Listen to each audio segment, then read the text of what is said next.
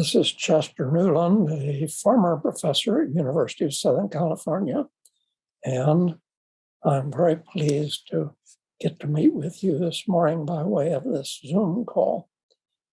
The topic of leadership values and behaviors is the selection for this session, and I'll simply note what all of my students for the last 60 years have heard me say at every presentation, that the most important thing among leaders and all others in the field of public administration is to search for human dignity and to search for reasonableness as standards under rule of law, and particularly under constitutional democracy.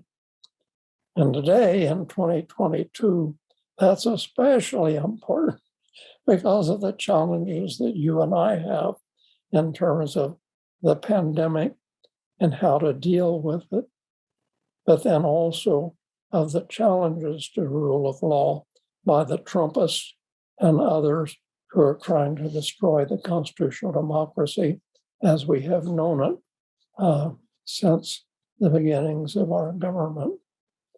I'll simply note 5 key points that I've learned from important leaders in public administration. And those leaders include the topmost, like I worked closely with Lyndon Johnson as president, with George H.W. Bush, and a tiny bit with Reagan's administration. But my first experience with a government public administrator came when I was in the Air Force back in the 1940s. And the example was a GS4 secretary, clerk typist, who was a magnificent leader, as I've come to understand over the subsequent years. She was to report to a high-level officer who was usually drunk and irresponsible and hopelessly incompetent. She usually managed to get him out on the golf course or elsewhere out of the way, and she provided leadership for all the rest of us to help facilitate our success and success of the organization. So I hope you'll keep that in mind. Leadership doesn't necessarily come with rank. It comes with responsibility to some fundamental basics, and they may range from the level of a wonderful clerk typist, a fabulous old woman who needed to lead us young kids when we were in the Air Force trying to do responsible, very important work. Now back to these 5 points. The first one I've already stressed, that responsible leaders do search to find human dignity for others and themselves. And usually that means searching for what's reasonable.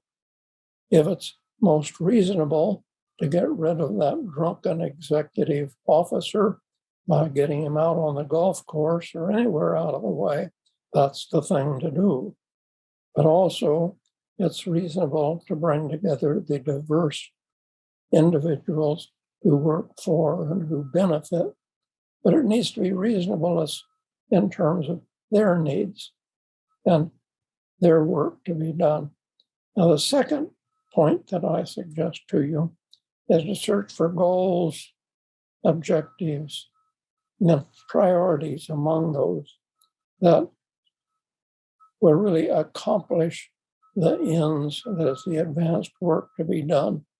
In short, in business and public administration, the principal job of a leader and others is to get the work done.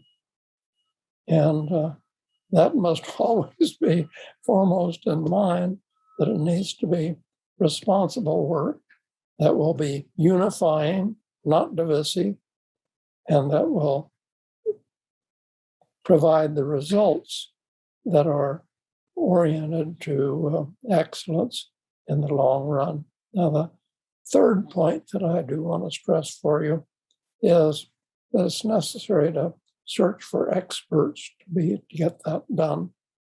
That means that all responsible leaders will recognize humbly that they don't know very much. They certainly don't know enough to get all the work done. So it's necessary, first of all, to search for experts. Those experts may be wide-ranging. But when I look at the leaders like George H.W. Bush and Lyndon Johnson in the presidency, that's exactly what they did. They had high respect for professionally expert civil servants at all levels, and they relied on them thoughtfully. To add another one, I remember one occasion when Jack Kennedy, as president, phoned over to what we now know as OPM, the Civil Service Commission, to follow up on an effort. And he had the secretary to the president make the call directly, but she put him on. And when the recipient of the call answered, he noted this was President Kennedy calling, and he wanted to follow up on such and such a request.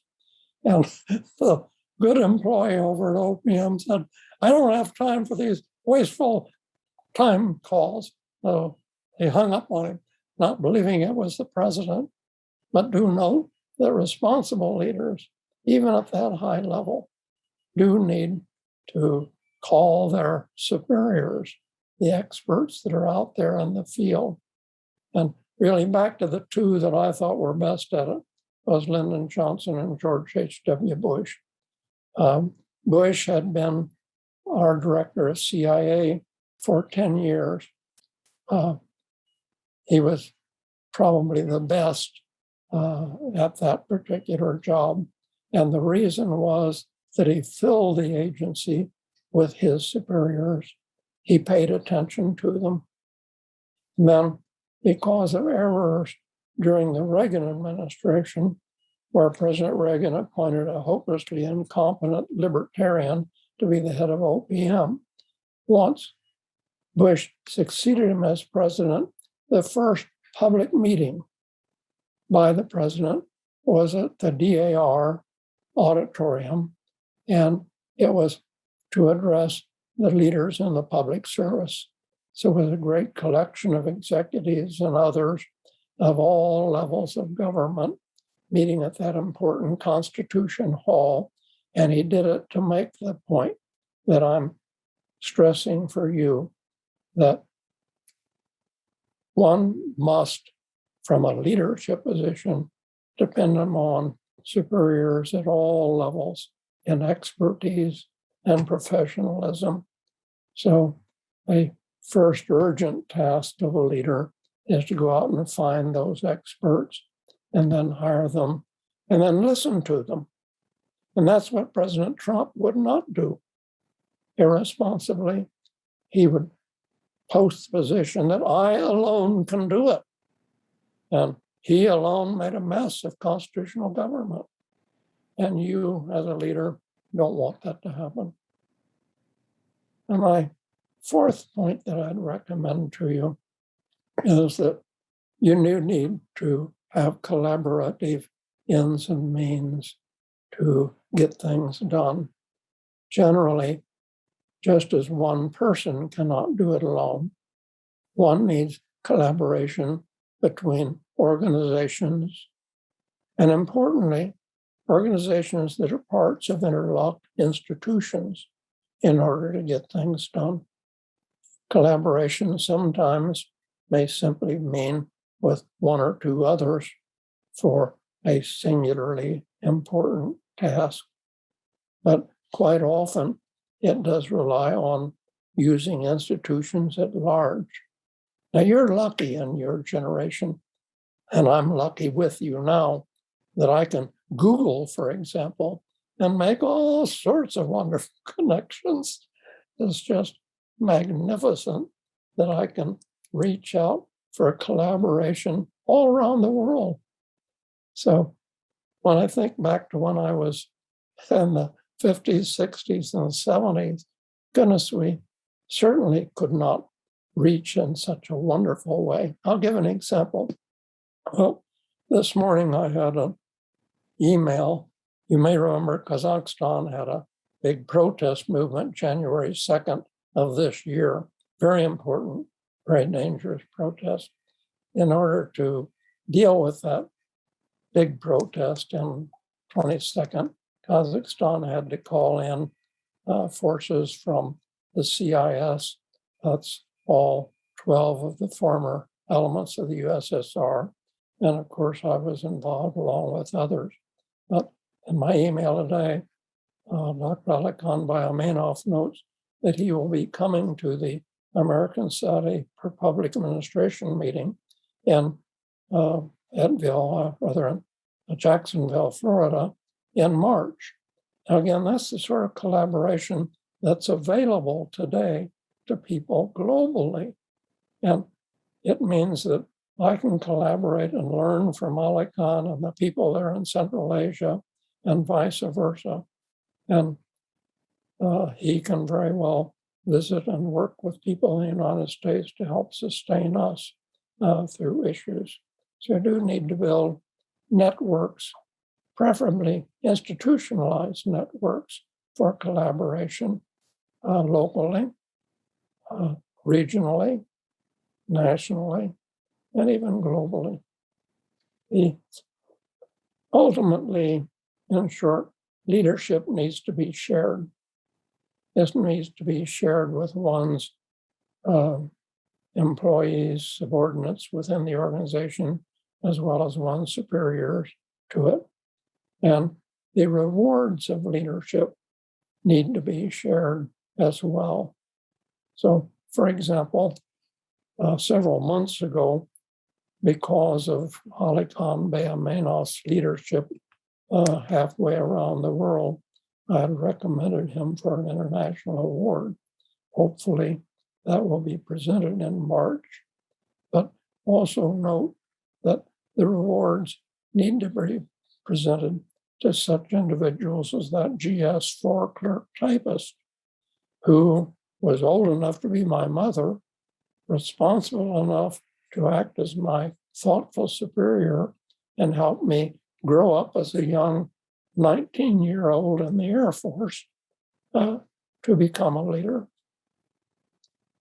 So again, search broadly for leadership from levels of clerks, typists, that person who waits on you at a cafeteria, to the person who keeps your organization alive, financed, and positively connected, but then share the rewards of such leadership as well.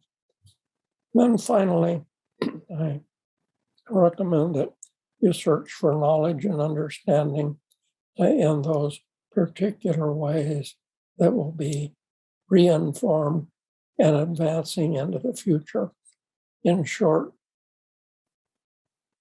informed, enlightened civilization follows dynamic values and dynamic means to accomplish them. Greatness in civilization comes, in short, by multiplying values and harmonizing with them new means to accomplishment. Too many people become dogmatically attached to the past. Again, I'll give you examples of changes in culture. When I was a young professor at North Texas, racial segregation was overpowering throughout the United States. And it was segregation by law.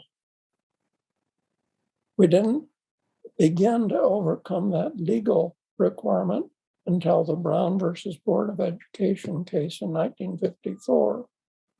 And quite frankly, we didn't make much advancement until after the Civil Rights Act of 1964, led under Lyndon Johnson.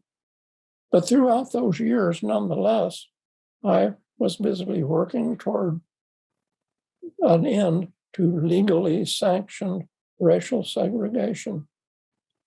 And yet, when we did pass the Civil Rights Act of 1964, President Johnson noted to me that he knew we would lose the Republican Party to racist white supremacy for at least a generation. And we did. White supremacy took over the Republican Party, to which I had been a member in my younger ages. And that continues today, as you saw in the Charlottesville riots this past couple of years. I'll give you another example. When I was even younger, say still in high school, discrimination against women was powerful. And that continued throughout my lifetime. But back at that time, a young woman would not have thought of going outside without a bandana, a hat, or a bonnet, and so on. The standards changed today. But let me update it a little. Again, back when I was a young director of a government department in North Texas, I can remember one of the few women students working on political science. She made all A's all the way through. She worked as secretary for the department for 10 cents an hour. And yet, when she graduated, the only jobs I could find for her were as a clerk typist. I went to the top executive in Dallas, Texas, in the Social Security Administration, and I tweedled them into revising their forms to admit women. And yet, later, when I was director of the Federal Executive Institute, when we would have 65 executives come to a session, typically no women. It was so bad that in one session, the men went to the department store and bought a mannequin. They called her Linda. They dressed Linda up nicely, set her always on the front row, so they would have female representation. Throughout all of my struggles up through the 1980s, the most women I could ever get in a session was 6 out of 65. Now, fortunately, we've mostly overcome that, but I use it as an example of leadership to note that one must not remain controlled under old values like white supremacy or old values like male supremacy. Values change. A great enlightened civilization moves dynamically. Now, although leadership is usually talked about in terms of interpersonal relationships and organizational behavior, we should add that it also involves leadership in terms of technologies, sciences, humanities, and what was best 10 years ago, 20 years ago, would not be today. Again, in my lifetime, it is still a miracle that I can get on Zoom and meet at midnight my time with people in Central Asia to deal with very important issues face to face. That's a miracle of technology, which we could not even have imagined when I was young.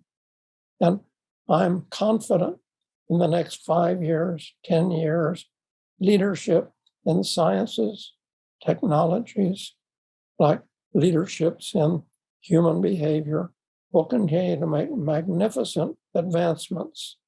What's important, however, is to make sure that those constructive leaders in technologies, sciences, as well as organizational behaviors remain in leadership.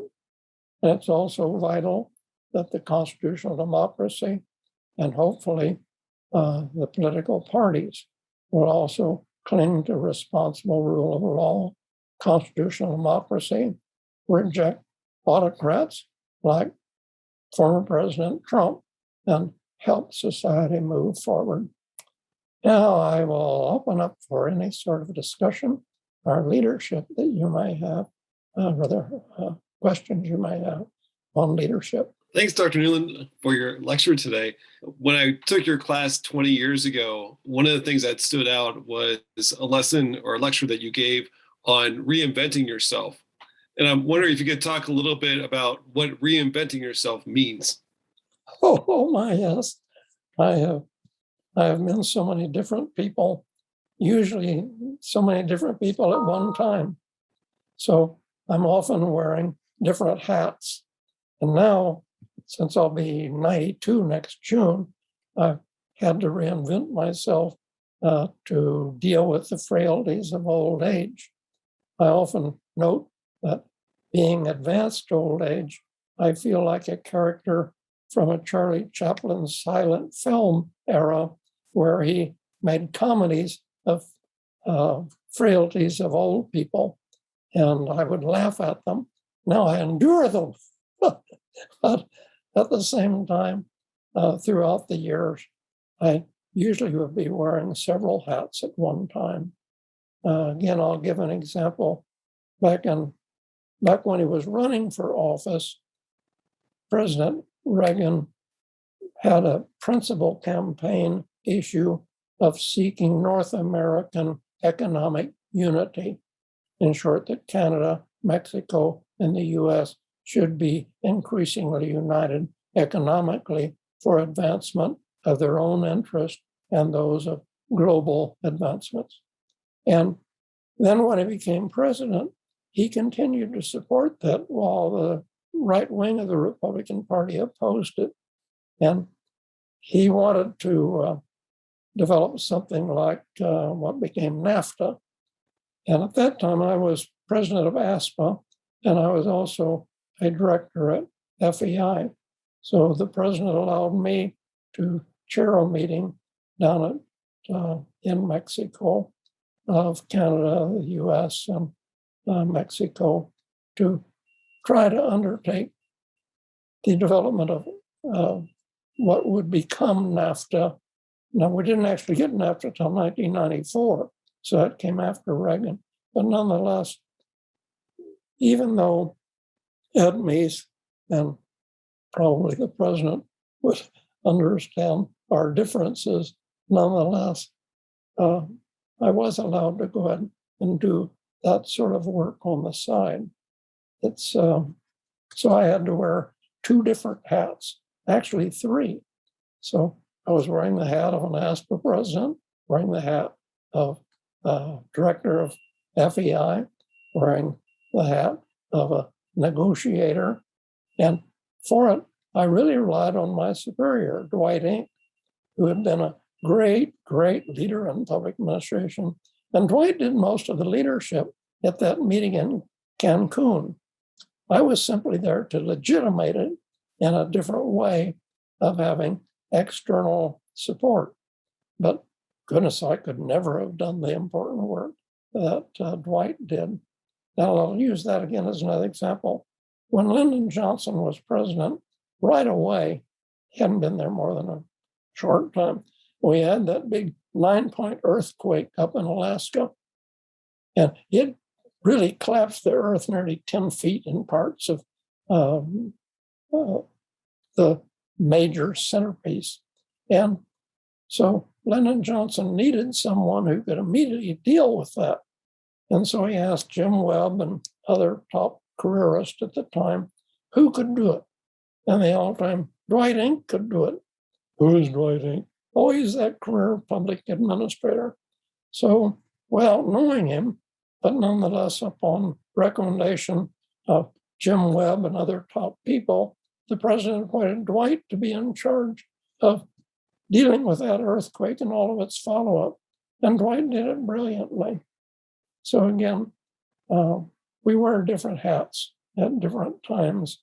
And most people will wear the hat of a parent to young children who are growing up, and wear the hat of a president of an organization, wear the hat of a good citizen picking up trash along the highway that shouldn't be there. And sure, we all wear numerous hats, and in them learn a whole lot about shared leadership, shared responsibilities for making life better for people.